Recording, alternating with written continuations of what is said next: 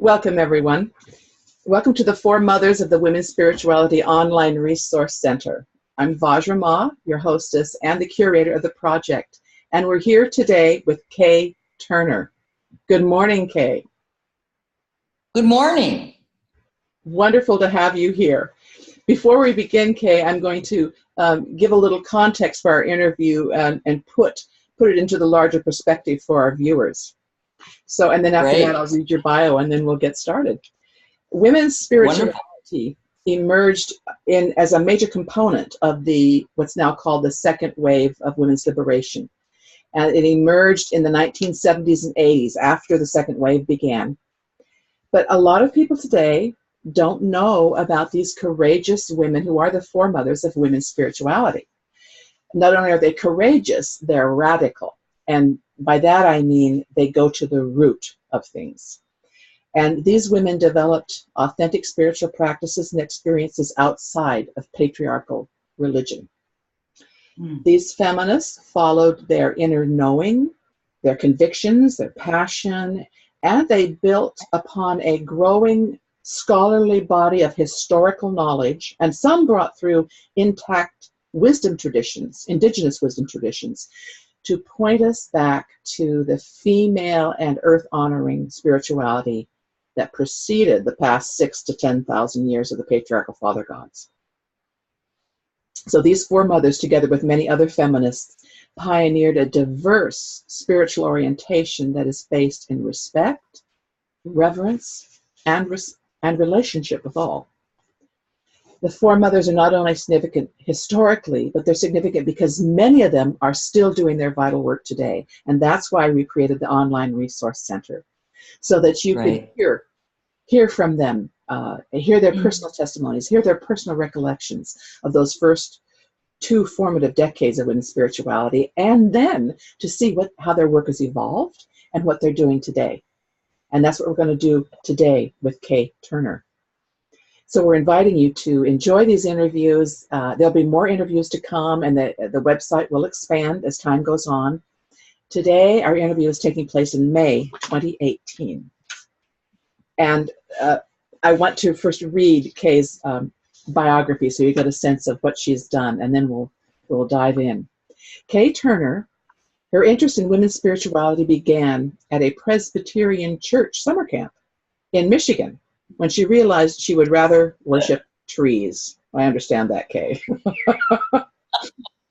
In 1974, she went on a year-long journey through Mexico and Guatemala to trace her story, the herstory of Ixchel, the great moon goddess of the Mayan people.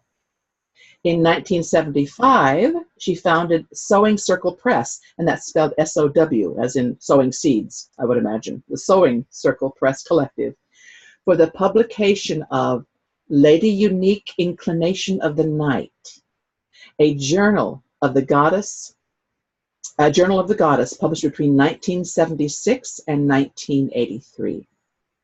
Lady Unique published a range of artists, writers, poets, and scholars, including Nancy Azara, Olga Brumas, Chris Downing, Mary Beth Edelson, Barbara Hammer, Donna Hennis, Gloria Orenstein, Arlene Raven, Betye Saar. Did I say that right? Okay, Betye Saar? Betty Saar. Betty Saar, okay, simpler than it's spelled, okay. And others interested in exploring goddesses and women in all cultures. Turner received her PhD in folklore at the University of Texas and published her dissertation as Beautiful Necessity, the Art and Meaning of Women's Home Altars, published in 1999. She is currently working on a book and performance project, What a Witch, Rethinking the Witch Figure in Folklore and Art. Kay Turner lives in Brooklyn, New York, where we are speaking with her today. Welcome, Kay. Thank you so much, Vajra. Wonderful to be with you. Yeah, great. So you have quite a tale to tell, and I would like to start with, I'm intrigued that you realize you would rather worship trees. Well, I said that because really, I think that my inclinations toward the goddess and toward a more earth-based understanding of the religious, not of religion. I'm not really all that taken with the idea of religion, of anything institutional or, sort of locked down. What I'm interested in and have been since I was a child is in a feeling of the religious, a feeling of the other as present in some beautiful and, recognizable, sense-driven way. And that's why I said that, yeah, I did kind of realize when I was at Presbyterian Church Camp, which was a very formative place for me, that in essence, I had to leave Christianity behind because it was feeling too locked for me, and that my real attraction was to the earth. And so, that to a certain extent for me was part of a longer journey that had begun for me since childhood. One of the really great stories that my family loves to tell about me is that when I was 4, my mother and father took me alone. My brother was already in school, and I have an older brother, and that's it. But Jimmy was already in school, and they took me to Florida, and my father and I went out fishing. I'd never fished before. I was probably about, 3.5, 4 years old. And we caught a little sunfish. And of course the sunfish died. And so I took it back to our little, motel. And we had a little setup there with a refrigerator and everything. And I locked it in the ice box, and I brought it out every night. And with very simple implements that I, sort of gathered up from, things that my father and mother left around, like a little keychain and a pencil and that kind of thing. I tried to do these little rituals to bring this little fish back to life. And, I guess the thing that is so important to say, for me anyway, is that my parents indulged that fascination I had with life and death. They didn't sort of say, hey, that fish is dead. We need to throw it away. They actually allowed me to sort of, play out this thing about, my own desire to bring the fish back to life for at least 2 days. And then I think Daddy finally said, I think we got to let the fish go. But the thing that was so critical about that moment for me, that I think in looking back on my life, it lasted all of these years, and I'm turning 70 this year, is a sense that something could happen between the worlds, between the world of life and the world of death. And I am a Scorpio, so, kind of figures. But that was a starting point for me that then, continued on through that time when I went to camp and started worshiping trees. And then, and then after college, when I had become a feminist, I was a lesbian. I'd come out. I had a really wonderful girlfriend who had lived in Mexico when she was a kid. And she said, "Kay, I want to take you to Mexico. You've got to see it." And I was like, "Mexico? What's that?" I had not been anywhere. And so I said, "Sure, I'll go to Mexico." So when we got to Mexico, I mean, it was just one of those moments, Vajra, where, the door opened out of the bus coming from the airport in Mexico City. And just everything about Mexico just kind of came into my nostrils, my eyes, my skin, I just had a sense reaction to the beauties of Mexico. And, I guess that convinced me in some way that I needed to go back. And so we went back, and I studied up, looking to see what it was about Mexico that was so attracting to me. And so I got interested in pre-Columbian and pre-conquest religion. And I noticed that there was all this talk of these male figures, in the body of the texts. And these were by very important archaeologists and anthropologists of the day, Ralph Beals, and a number of people who had worked in Mexico in archaeology. And there would always be a little footnote about this goddess, Ishel, you know, and I was like, the goddess, who's she? So I turned to Nancy one night and I said, hey, I think we should go back to Mexico and see who this Ishel is, because she seems really important, but nobody seems to be paying any attention. So that was how we left in 1974 and spent a year tracing the biography of that moon goddess, probably the most important female deity in Central America for well over 1,000 years, all the way from northern Bolivia all the way through up to northern Mexico. So it's one big complex, and she had many names, one of which was Lady Unique, Inclination of the Night, which is her aspect in the waning moon. So so that was her inclining toward darkness. And so I named the journal that eventually came out of that trip. I started a journal and a collective and a little publishing operation in New Brunswick, New Jersey. And with a bunch of women that I'd gone to college with. I went to Douglas College of Rutgers University. It was the women's college.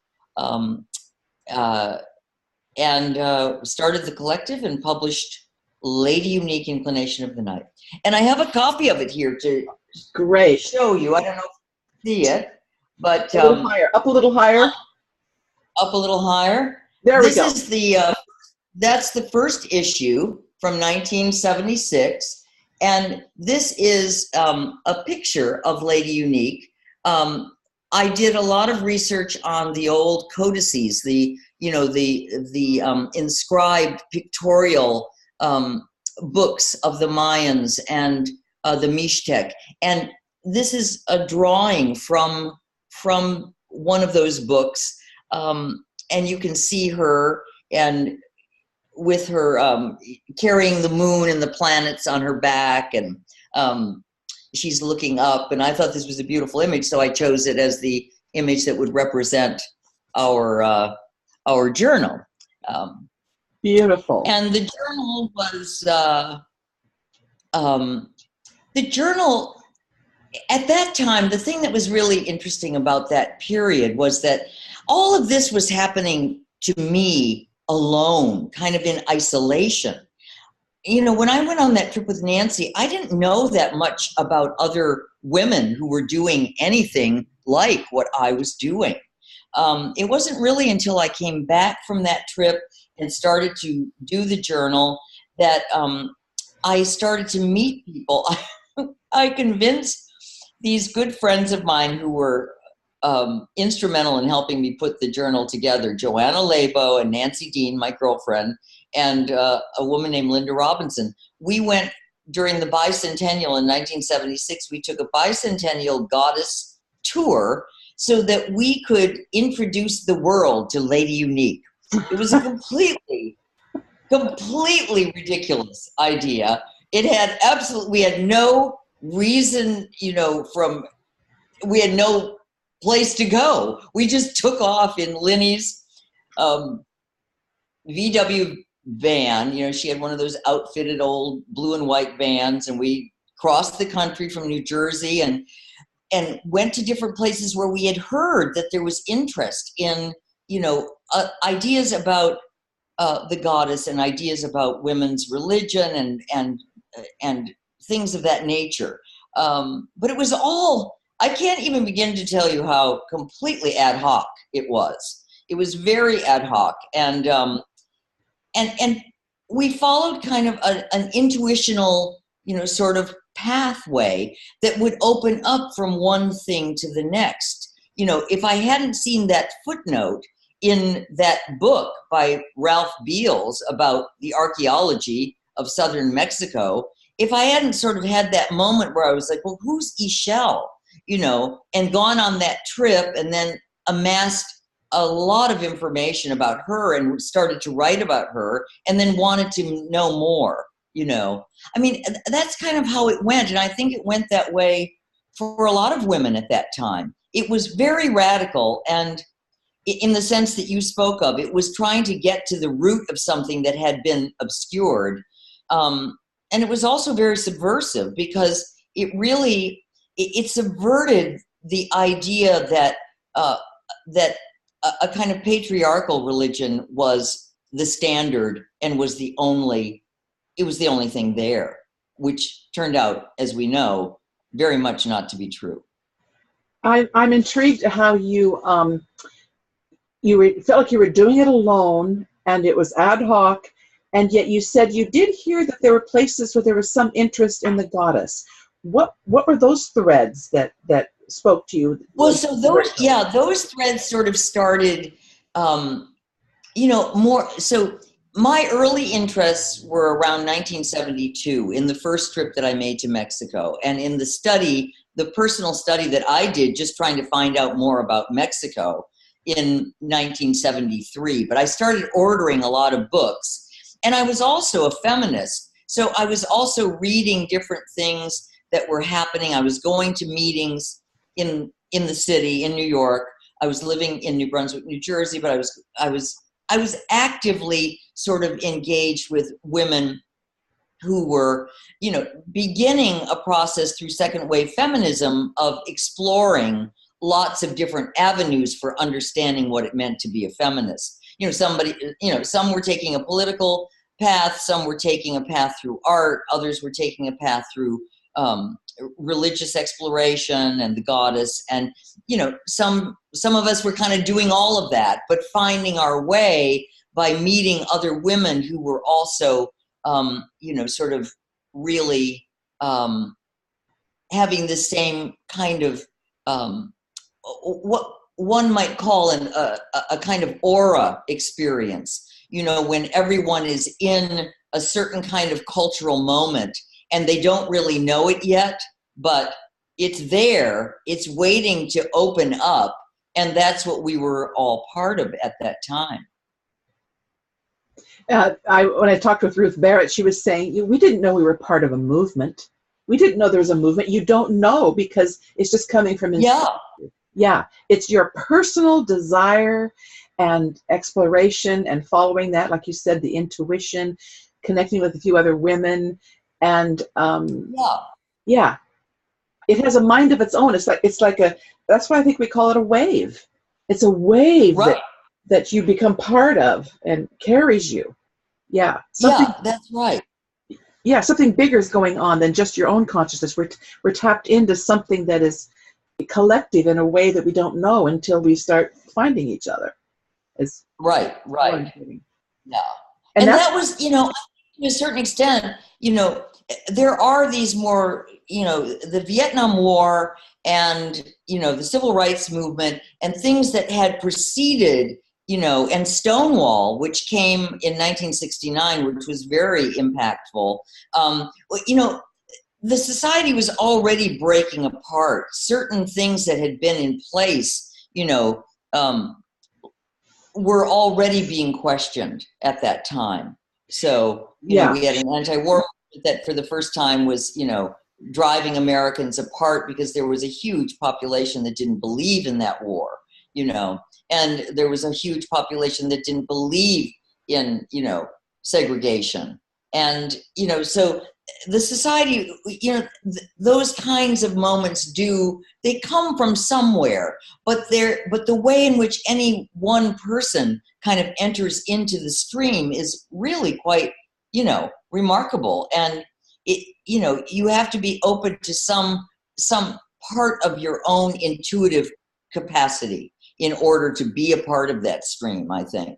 I mean, that's why I thought it was important to, to tell the little story about the dead fish, because, for me, I think, that kind of intuitive capacity had already been, sort of a part of who I was. And it was a part of who I was in large part too, I think, because I was a very queer child. I was I was a little lesbian child. And so my feelers were out there for people and places and things and ideas that would help me understand why I was different and why I wanted my difference to matter. Not that I didn't want to be ashamed of it. I wanted it to matter. Yeah. How beautiful that your parents nurtured that and did not shame you or ridicule you about the little fish. Right, exactly. Yeah. The other thing is, most people know about the civil rights movement and the I just went blank. Civil rights and Vietnam War, the protest, of course. Yeah. And I'm thinking mostly of young people, but not as many know about Stonewall. Would you explain the significance of Stonewall? Well, Stonewall, so along with those other, sort of breakaway movements, there was, at the same time that second wave feminism was starting to grow into its own movement, there was also a liberation of gay and lesbians that was starting to also grow. So Stonewall was the watershed event in New York City where a number of queers and transvestites and lesbians and their allies, straight people as well, who hung out at a bar that's over in the West Village called the Stonewall Inn.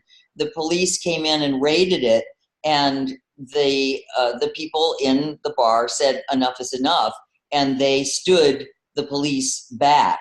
And that went on for a number of nights, and a number of people, hundreds of people gathered there to support the gay movement that was in formation in that moment, that became the Gay Liberation Front, that became Radical Lesbians, that became, Witch, the Women's International Terrorist Conspiracy. Lots of things came out of that moment in time. And I think for a number of women who became actively involved in the goddess movement, a lot of us were lesbian.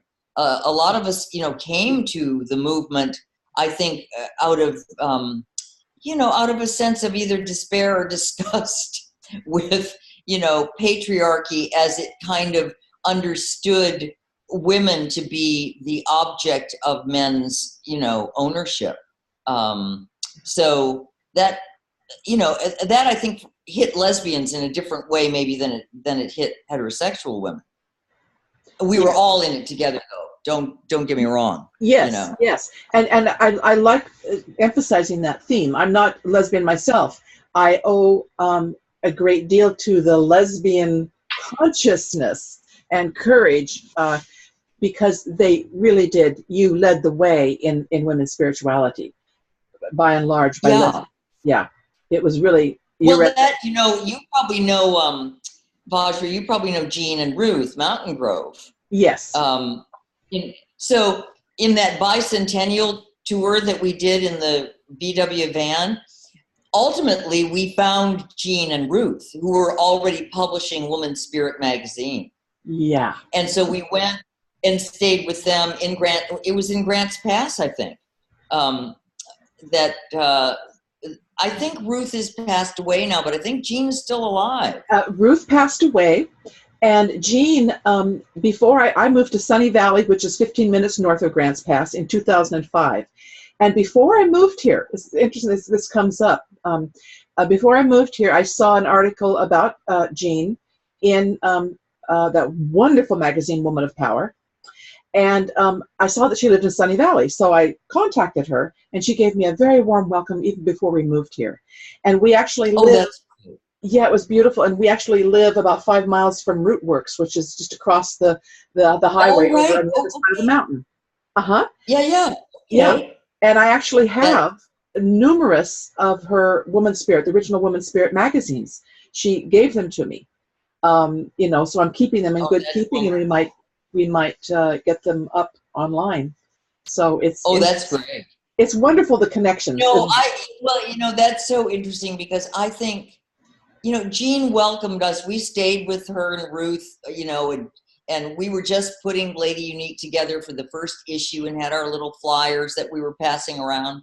And she was so, she was just, they both were very welcoming. And, we went up to Women's Land, to the Oregon Women's Land, Trusta Owl, and did some rituals up there and had a blast. Yeah. So, I saw her again at some point, maybe in the early 80s, but it's been many, many years since I've seen her. Yeah.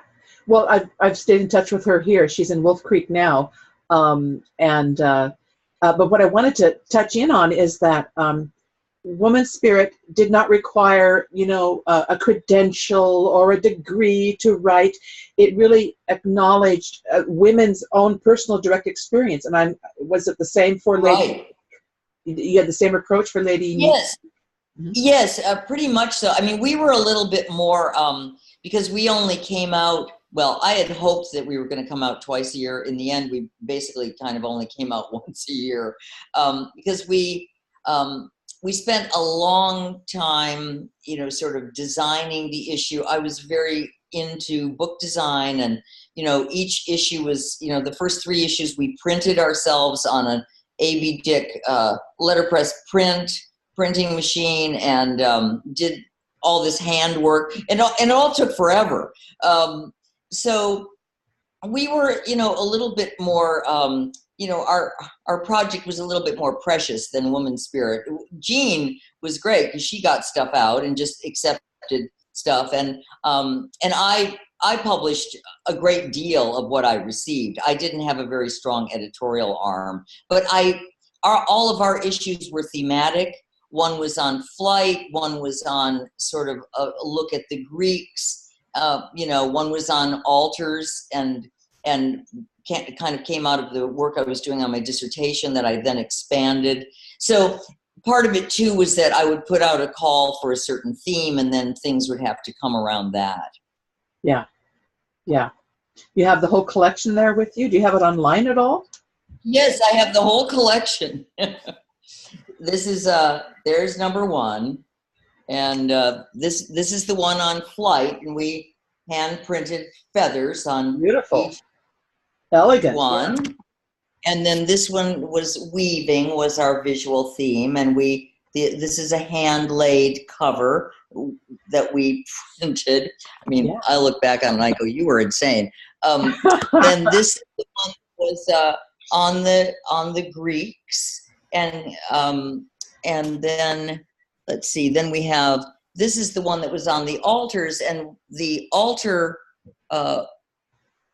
sweatshop in New Jersey and in Austin, Texas made 1,500 individual altars to go on each copy wow.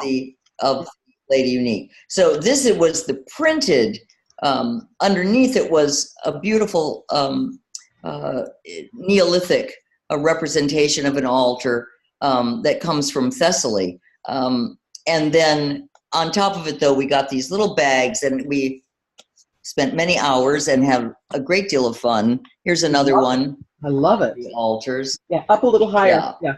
Beautiful. Yeah. There you go. There we go. Yeah, very nice. So a part of it was that one of my ideas, one thing that I was very interested in, and I'm still, I'm still kind of that way, is that I was very interested in images, the power of images, how, images gave us a vocabulary for tapping into understanding of both aesthetic and spiritual beauty in ways that verbal language, could not. That they were distinct, and that they had their own separate, sort of powers. So all of our issues of Lady Unique, they had nothing on the front of them except an image of some kind. Oh, I love that. Yeah. Yeah. Are you putting it online at all? Have you digitalized it? And no, I never have. There are a couple of people have come through and said that they wanted to make a book out of all the Lady Unique issues, which I think would be a nice idea. I just have not pursued it. So, yeah, someone else needs to do that. Yeah, someone else needs to do that. I know. I know somebody else needs to take that one on. Yeah. Somebody out there watching Somebody this. out there, yeah. Uh-huh. Putting the call out there. So let's go back to your second trip to Mexico, tracking Ixchel. And Yeah. what did you, so let's assume that many of our viewers know nothing about the goddess, certainly not about this goddess in particular. What did you discover, and what would you share with them about why she was so important? Well, I think that the thing that was really important for me about Ixchel was, first of all, this discovery that she was probably the most important female deity in such a wide range, crossing many cultures, Mayan and Mixtec, and into Honduras, and that so she had tremendous presence during a 1,000-year period from approximately around 600 AD till 1521 when Cortez arrived. And she had various manifestations, and there were various, as I learned, there were various other, goddesses in the pantheon of the Mexican people preceding the Spanish colonization. So the thing that was important to me, I think, was that she was our American goddess, that she belonged to America and was here long before we were, and that she was pre-Christian and pre-conquest, and that she offered a certain understanding of what the value system was in that time. And because she's associated with birth and the moon and weaving and judgment and sexuality and fun, there are some wonderful drawings of her playing with her friend the rabbit. There's a rabbit god, and there's a wonderful series of images of them just having in a kind of playful sort of scene together. So she represents, I think, in a very important way, an entry point for us to understand what was here before we were, and that's really important to have, because there's, in other words, in terms of that understanding of the radical way in which understanding the goddess gives us a real depth of history, a way of thinking of history differently. Not the history that starts with the American Revolution, in 1776, but a revolution that started in 1521 when Cortez landed in Veracruz, that was preceded by a history that, began 1,000 years before that, when this particular goddess started to ascend from other goddesses that were and female deities of the earth that were very important in the period that preceded her. So,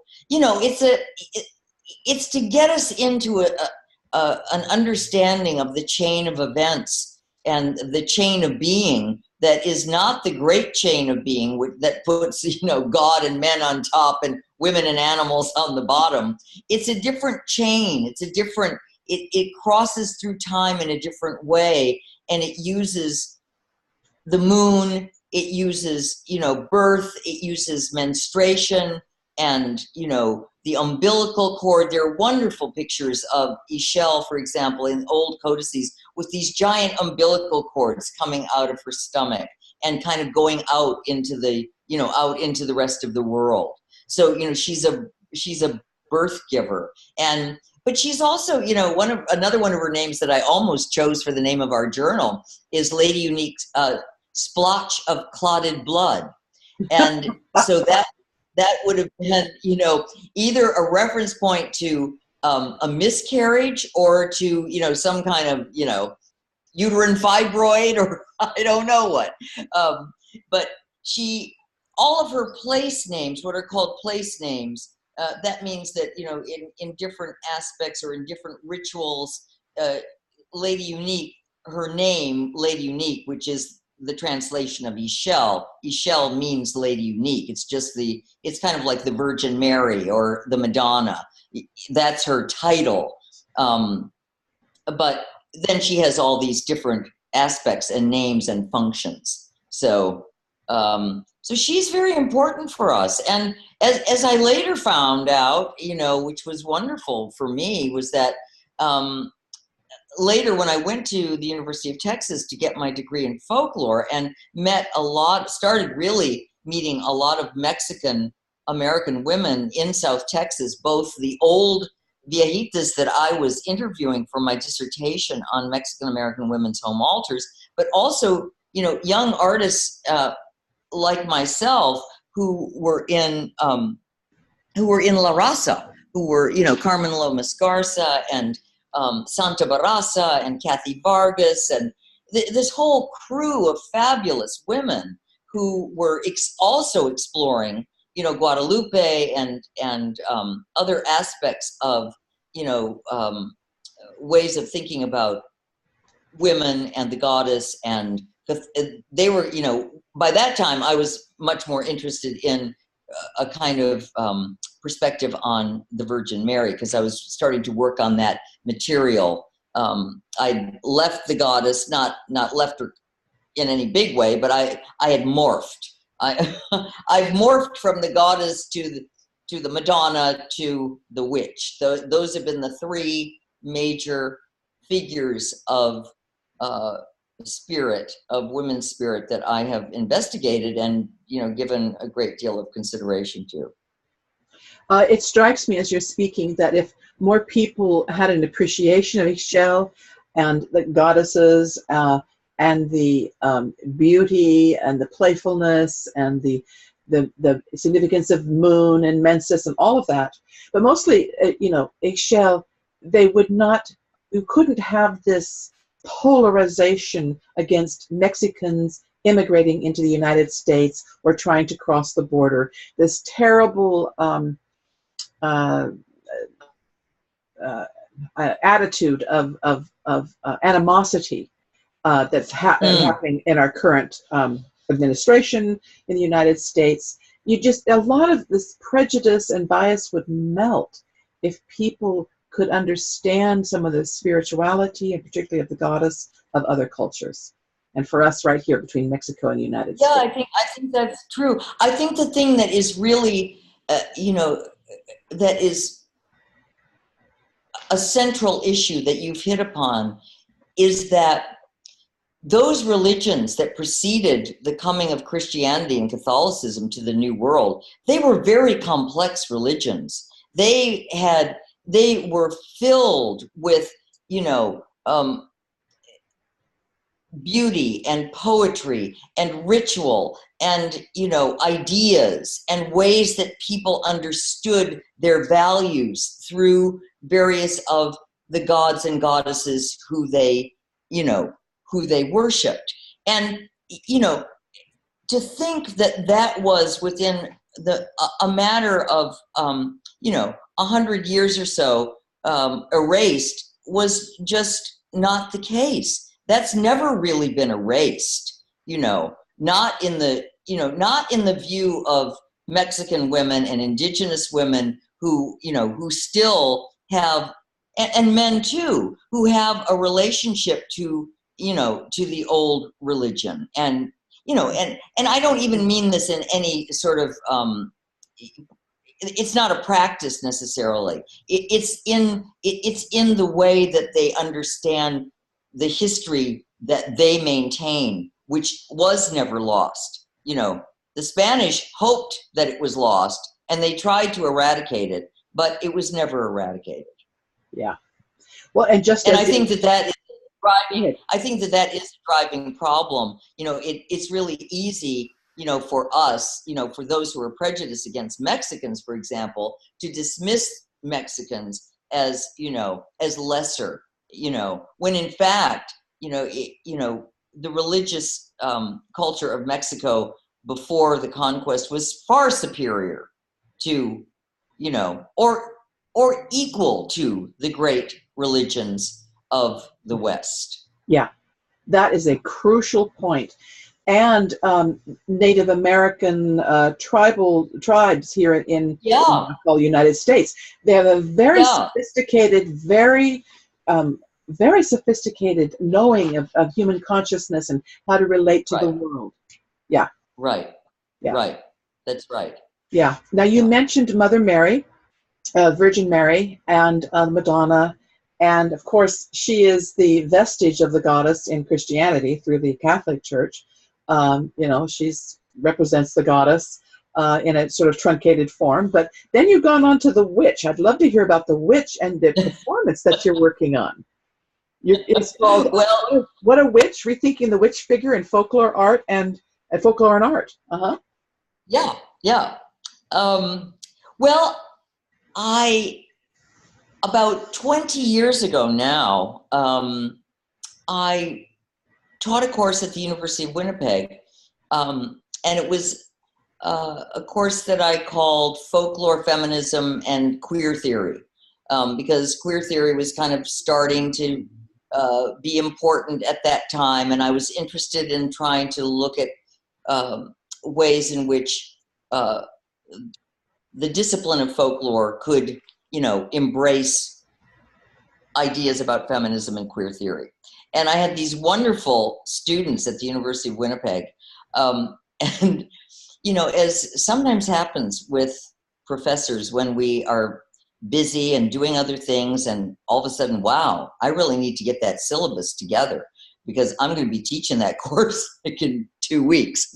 So I went up to Winnipeg, and my syllabus was a little shaky because I was, I had come out of I worked on altars and material culture and folk religion. Those were the things that I knew really well. But I felt like I needed to give these students something about narrative, about folk tales and things of that nature, which is very central to the study of folklore.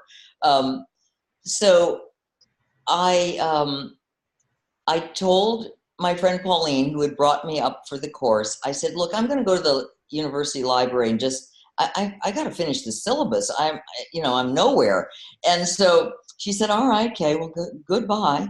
We were going to have dinner, but goodbye. And I said, I know. I said, but I'll be back. Well, I didn't come back for another, 36 hours. I wound up because I pulled off of the shelf. It was another one of those moments, those moments where something is happening. And it was a moment for me where I looked at the complete fairy tales of the Brothers Grimm and I said, oh, you're a really bad folklorist. You have never even really read the Brothers Grimm. You better let's get reading a little bit. So I pull this book down and I start from the first tale, the Frog Prince. And I'm telling you, Vajra, by the time I got to the, fourth or fifth, I was like, oh my God, these are incredibly amazing, queer, strange stories. Where have I been? And so I went into that class with these young women and I read this one story called Frau Trude. It's about a witch who's attracted to a young girl.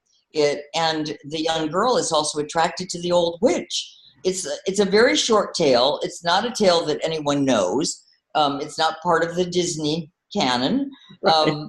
But when I read it, I was like, this is the story for me. This is the story of me. And I said, there must be other ones. So then I read, I kept reading in the Grimms, and I just felt like it was just such fertile ground to plow, in terms of thinking about queer theory, lesbian theory, ways of understanding the figure of the witch in new ways. And so that was in 1998, and I kind of started there, and I've been going ever since. So I am also a performer. I've been in, I write music, and I'm a singer, and I've been in punk bands. My punk band is the one that I'm most known for, is a band called Girls in the Nose, and I also continue to do music here in New York. So I have that kind of performer thing. And so I published this book called, it's it's called Transgressive Tales, Queering the Grimms. I published that book in 2012, and I wrote a long essay in this book about Frau Trude, about that story. And I realized that I wanted to write a longer project about the witch, but that I really needed to come to the witch in a way that wasn't just through book learning. I wanted to see what it was like to perform her. And so I decided that the thing that I should do, and what I have been doing in a series, I'm at number 9 right now. It's called What a Witch, and it's in different parts, and each one explores a different aspect of the witch. So one was on the nose, one was on the night hag, the one who comes in the night and sits on your chest. One was on the witch's mark, the mark of recognition. So I've been doing these performances now for, I don't know, about 6 years or so. And it's really helped me to understand, I think, the way in which the witch stands to a certain extent in this territory, this liminal territory between the goddess and the Madonna. I mean, at least in my world, you know, there are other ways of looking at this, but in my world, I needed a way to reconcile, you know, my sense that I wanted to go back to tree worship. You know, I needed to go back to the trees. And it was through the witch that I could really go back into the woods and sort of, you know, really feel that earth power again and understand it through performance and understand it also through, you know, the thing about the witch is that, you know, because witches are so subversive and so transgressive and marginalized, you know, you have to be really willing to, you know, you have to be willing to go into a place that others may think of as somewhat dark or scary, but is also a place of deep transformation. So it's been experientially very meaningful to me, and I'm still in the middle of it. I'm going to Malta in a couple of weeks, and Malta is a very interesting. It's an interesting place. It's a small island right off the coast, not too far off the coast of Sicily. So it's down in that southern Mediterranean area. But it's also very close to North Africa. So Malta has had Arab influence and Italian influence and African Black influence. And it's this place where there are these beautiful Neolithic temples where these giant images of the goddess, which they refer to as the fat ladies, have been excavated. And these are not tiny little figurines. These are like big, massive sculptural, you know, goddesses. And some of them are in recline, like they're sleeping. Some of them are making these kinds of interesting, you know, gestures and that kind of thing. And then, you know, Malta became, when the princes of Malta came over from Italy and settled there and made it into a Catholic country, it's a very, very strong Catholic country. So with that, you know, came all these manifestations of the Virgin, Our Lady of Victory, Our Lady of Good Haven, you know, all these, you know, there are 371 churches on this island that is only about the size of a pencil eraser. I mean, it's very small, and it has a lot of churches and a lot of Neolithic temples. And then, of course, it also has a lot of witch lore, too.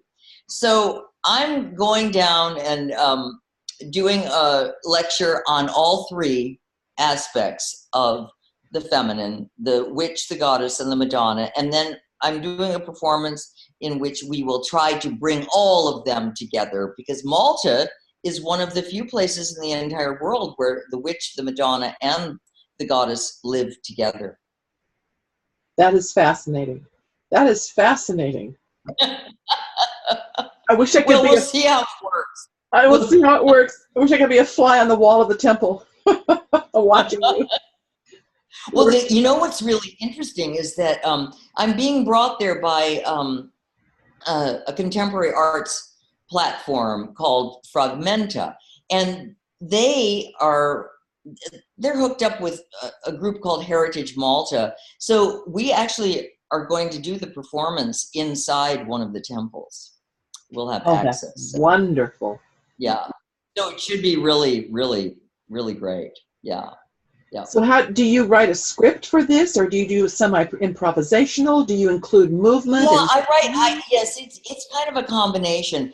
Like I use, for this particular performance, there will be different stations where at each station, kind of like, not like the Stations of the Cross, but this will be the station of the Muses. I'm calling the performance the Three Muses of Malta, Witch, Goddess, and Madonna.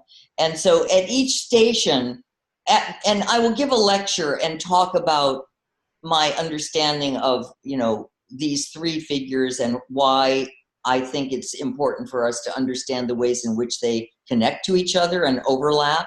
Both in time and space, but also in terms of meaning and value.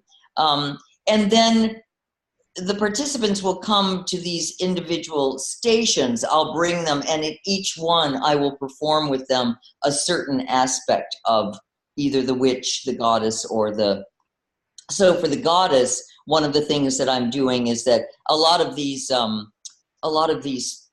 fat ladies and the other temple goddesses, of course, they have the whorls on them, the spirals that are either incised or painted on them. So we'll do one little, gestural ritual, which will just be about, swirling, and using that gesture. And then in the next station, there'll be an opportunity to take a broom, a witch's broom, and use the same gesture to swirl the broom up into the sky, and then to go to the station of the Madonna and to, use that kind of platform of the Assumption of the Virgin Mary to sort of lift up off of the earth. So all three give us opportunities for, movement and flight, and, to understand movement and flight as part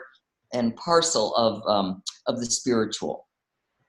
So that's just an example. Yeah. Are you going to film it? Yes, it will be filmed. Yeah. Mm-hmm. Yeah. Because they document all of the projects, the various artists who come. They do a documentation. So yeah, it should be filmed. Yeah. Well, good. I hope there's going to be a link to that that I can include with the link. Yeah. Well, I hope that I'll get all my What a Witch performances have been documented, and the day will come when we'll get all of that stuff, sort of available. Good. So good. Yeah. It's what's amazing about interviewing the foremothers of women's spirituality is you are all cranking. You're all cranking. You're so you're going, full blast with creativity. I know. Oh yeah. I know. That's how I feel. I feel like I mean, this performance in Malta, I think, will have a kind of culminating sensibility for me, not in any big way, not like I'm going to die tomorrow, I hope, but I think it will be really a good experience for me to invite, strangers. I mean, one of the wonderful things about doing these kinds of performances and rituals is that I'm doing them, friends of mine come, but a lot of times I'm doing them with people I don't know. And it's up to me to cross some barrier through ritual and performance, to cross this barrier that I was talking about before, that's where language can only go so far in explicating what this is all about. There has to be a threshold that's crossed that has to be experiential, and it has to be embodied. So it's going to be interesting to see that. And I have had really good experiences doing that kind of work over my entire life, ever since I tried to bring that fish back to life, because that was a good experience for me. It was an experience of understanding that there is, a place that we can enter, between life and death, that gives us a great deal of power to enjoy and love one another. Beautiful. Yeah. So, Kay, in your view, where are we now in terms of women's spirituality, feminist spirituality, goddess, women's empowerment, all of that together, the second wave feminism, and now we're in a third wave. And I mean, what's happening now, and what would you like to see happen? What's your estimation of all that? Well, one thing that I think is really interesting, that's happening here in New York, and in lots of other urban settings, is that a lot of young women are identifying with the witch, and there's a there are lots of little covens that have started up here in Brooklyn in the past, and this is very recent. It's all within the past, 5 years at most. And, now I, get sort of contacted by lots of younger women who are really interested in the witch.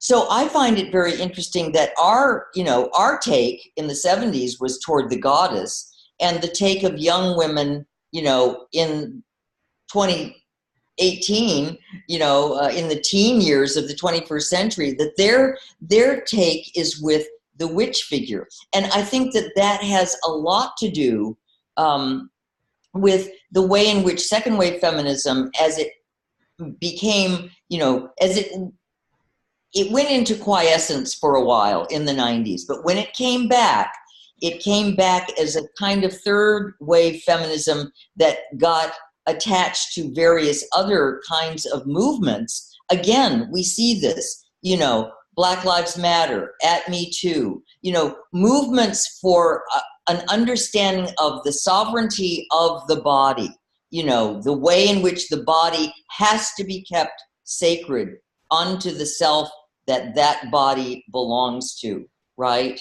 I mean, these are major movements that, that try to, reconcile this once again in a world that says, your body belongs to me, or your body doesn't matter, or, and can really wreak a kind of, very, very horrendous havoc because of ideas of ownership and prejudice and violence on the body. And so the thing that I'm very hopeful about is that, because the witch figure offers younger women, I think, a way to, to be in the world. What our goddess world was very, we found each other, but, the world at large was not finding the goddess. We were part of a movement that was very special, very deep for us, and very small, relatively speaking. I think that this little witch movement that's kind of out there right now, because of the internet, because of social media, because of Instagram, because all these, if you go on Instagram and go, latest, witch news or something, a stream of stuff will come up, Now, if we had that back in the 70s, we might have been able to penetrate a broader populace. I don't know. Maybe that wasn't what we cared about. I didn't really care about that. But I'm just saying that, I think that this figure of the witch that's coming on so strong right now gives women, younger women, a kind of empowerment that is earth-based, that is about the body, that is about sort of, an ability to, I can hex you. I'll put a hex on you. That whole thing that happened, after the election, when a lot of, young witches were putting hexes on Donald Trump. That's kind of interesting, right? Yeah. It's a strategy. It's a way it's a way of strategizing, a kind of, you know, again, a kind of way of ritualizing and embodying something instead of just saying, you know, using language. It uses the body, and it defends the body. Well, I myself am an ordained Dianic Wiccan priestess, which makes me a witch. Oh, okay. Yeah, yeah. Oh, all right. Yes. Okay. And to work since 1992, and I don't usually lead with the word witch. I consider myself a goddess woman. I don't, and what I see their relationship being is that the goddess is all things, and as a witch learns to work with them, to work with the unseen powers, to through ethical. For me, it's ethical spell work through intention. Yeah. Right. Communion with the trees, let's say, too. You know, it's all in there. Yeah. No, I totally agree. So it's about actually taking responsibility for I mean, what's the difference between hexing and binding a rapist or Donald Trump and sending them to jail? Well, one is that you're working with the powers that are unseen, and you must be understand what you're working with, and you know. But it's like women that are afraid to hex or to bind don't understand that throwing them in jail is the same thing. But why not do it? Yeah. Trust yourself enough to ethically use these powers for good. Right. Yeah. And I think that, you know, you hit upon something that's very important, that, you know, the witch offers a kind of work to be done, and the goddess gives the message that needs to be, you know, promoted through that work. So, you know, I do say to some of these young women who I don't feel are very in touch with the goddess at all, you know, I think they want to be. I think that they, you know, it's just an arena that has not opened up through, you know, through the channels that a lot of these younger women are coming through, which, you know, some of the channels are very, you know, it's like, oh, you know, I want to have crystals and candles like everybody else. I mean, there's a certain commodification of the witch, and I guess, you know, we saw that in a limited way around the goddess, that, you know, everybody had to have their little, you know, statues or whatever. Somebody had to sell them to you. But yeah, I mean, I think there is this whole this issue of the work that can be done through these, you know, through these images, through these figures, through these, you know, forces. It's very very important, and it does, you know, it strengthens resolve and strengthens commitment to ethical claims about how we treat each other and treat the earth and treat the cosmos, and because they're all right. Our responsibility to deal with whatever power we have in a way that brings us back into right relationship. That's how I see it. Yeah, I agree. Yeah, I agree. Well, that is fascinating that the young women are going for the witch. You could call it an archetype or the energy, and especially considering that the whole medical profession is based on the destruction of women healers, you know, in Europe for Western civilization. And I think some of these young women are leaping right past all of that. You know, I mean, I think they understand that history, but they're also saying, you know, I don't buy it. You know, I'm going for the power. You know, the witch, and really it is a power.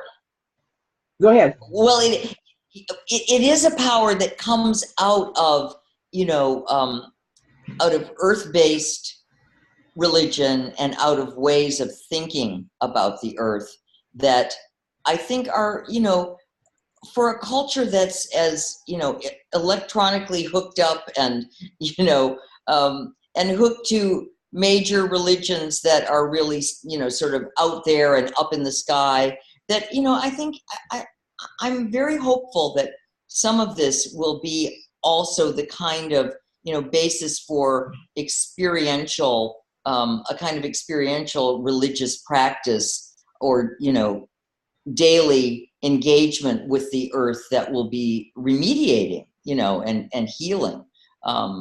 So, we can be hopeful. Yeah. We can be hopeful. Yeah. Yeah. So the thing so the reason my project is called What a Witch is because I was walking here in my neighborhood in Brooklyn, and I was behind some little girls who were coming on their way home from school. And I overheard the one girl say to the other girl, they were dissing, one of their little friends. And one said to the other, "What a witch," and so I came up in front of them and I turned to them and I said, "No, not what a witch, what a witch." They were just like, oh my goodness. They just thought, "Who the hell is this old lady?" And I just started cackling. I just started laughing my head off. And I just kind of ran down the block and going, "What a witch, what a witch." And but it was so great. And then I was like, okay, you have got to call your book. My book is going to be on witches. And the performance series is about ultimately getting to the book. So, so I'm going to call it What a Witch. But that was one of those moments where you kind of go, you take that moment, and you hear a little girl going, "What a witch." And then you go, no, what a witch. You have changed their lives, I'm sure. I'm sure of it, that you imprinted something that they'll never forget. I'm sure that, especially when they saw me just laughing my head off, because I was like, "I gotcha." I was like, I don't buy it. That is wonderful. That is wonderful. Well, I look forward to tracking your performances and your book. Yeah. All your witchiness that's coming out. Yep. Yeah. So, coming to a close here, is there anything else that you would like to say to the younger people or about everything we've talked about? Well, I wanted to say, I just wanted to greet my sisters in cause, many of whom I haven't seen for many years, many of whom have died, like Merlin Stone and Mimi Lobel, and there are a lot of people who are not with us anymore, Buffy Johnson, and I just want to remark and put a seal on that time, which was a very important time. It was revolutionary, it was subversive and transgressive and very beautiful. It really opened us and all people that we came into contact with through our work. It opened up a new way of understanding religion and the religious impulse. And I want to thank all of my sisters for the work that they did and how much it's meant to me over all of these years as I've, changed my path sometimes, but never veering too far away, morphing from the goddess to the Madonna to the witch. But they're all on the same shelf on my altar. They're all woman power. They're all woman power. Yeah. There's a unity there. And thank you for speaking those women's names and for expressing that gratitude. I express the same gratitude to you and those women. And we are feeling the reverberations of that time. You put a seal on it, and so it is, and it continues to reverberate out in the work you're continuing to do and many other. It's exactly. Yeah. I think that's really true. So thank you so much, Vajra. This was wonderful. It was really great to talk with you, and it's very good at this time of life to sort of have an opportunity to summarize some of these important the things that you do when you're young and you don't have a sense of retrospect on them. You're just doing them and you're in them and you're moving forward. And then, a time of life arises when it's good to look back and see what it was all about. And we're the elders. We're the elders now. Yeah. And that's right. and I'm hearing, you know, you're seeing the younger women and how they're moving forward and how they're what's catalyzing them, and we need to. Part of the purpose of this online resource center is to help weave, you know, the unbreak the broken lineage, keep the lineage going of wisdom handed down to the younger women and what they're bringing to the older women, and so it's really we aren't done. Us older women are not done. No, we're not done. And I think that it's very important.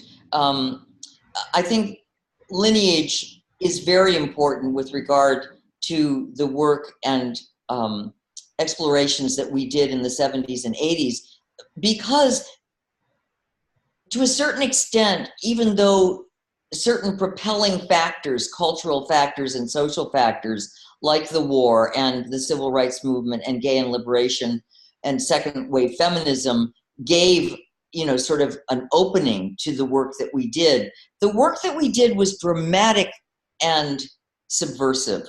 To go up against religion as such, to say that there was another way that was through women, that was through the goddess, that was through ideas about the feminine, that was big. It was a big deal. And there was no lineage for it per se. You know, there were, you know, not a direct lineage, you know, within a framework of time that would be meaningful historically. You know, but there is a lineage from that time of the 70s and 80s to this time, and there should be a lineage forward. Yeah, absolutely. Beautifully said. Kay Turner, thank you so much for being here today. You're totally welcome. Thank you for doing this. I really appreciate it. It's my pleasure.